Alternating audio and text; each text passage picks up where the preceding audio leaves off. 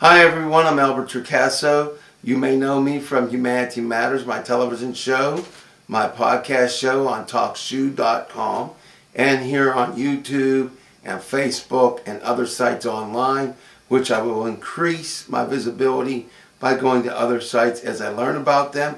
If you have websites that you believe my videos and my message should be on, please by all means contact me through my Facebook or YouTube. Today I am going to do something I had done years ago.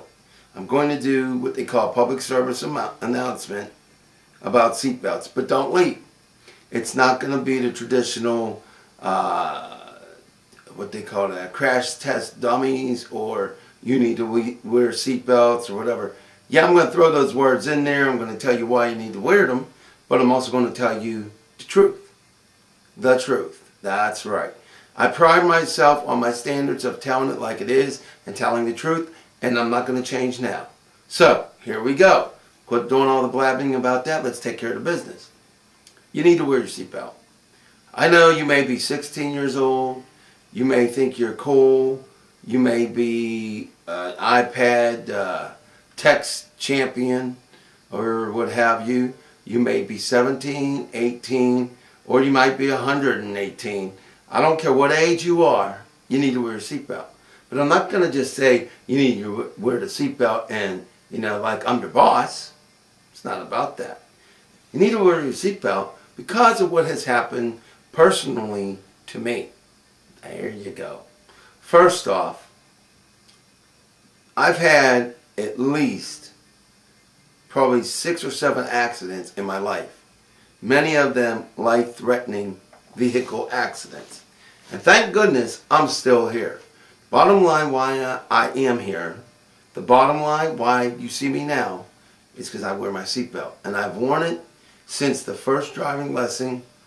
Okay, I misflubbed that a little bit, but since my first driving lesson. Now, let me just tell you that the latest accident I had, I was not charged with the accident. In fact, of all the accidents I've ever had, I've never been charged with the accident. It had never been my fault.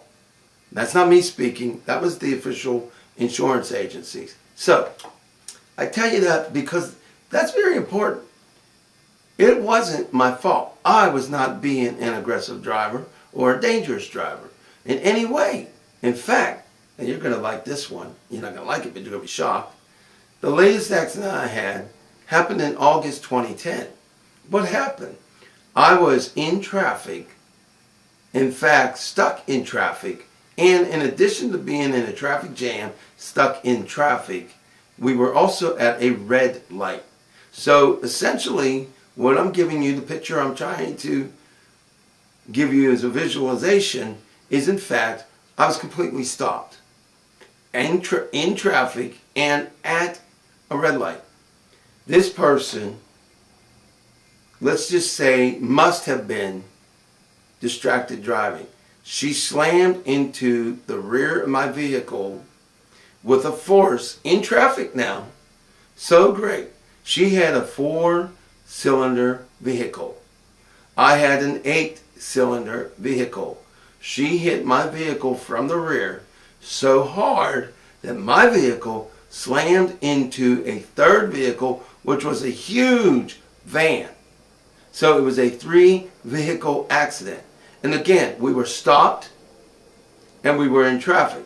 She still hit me so hard that it became a 3-vehicle accident. Not only that, everybody in my vehicle sustained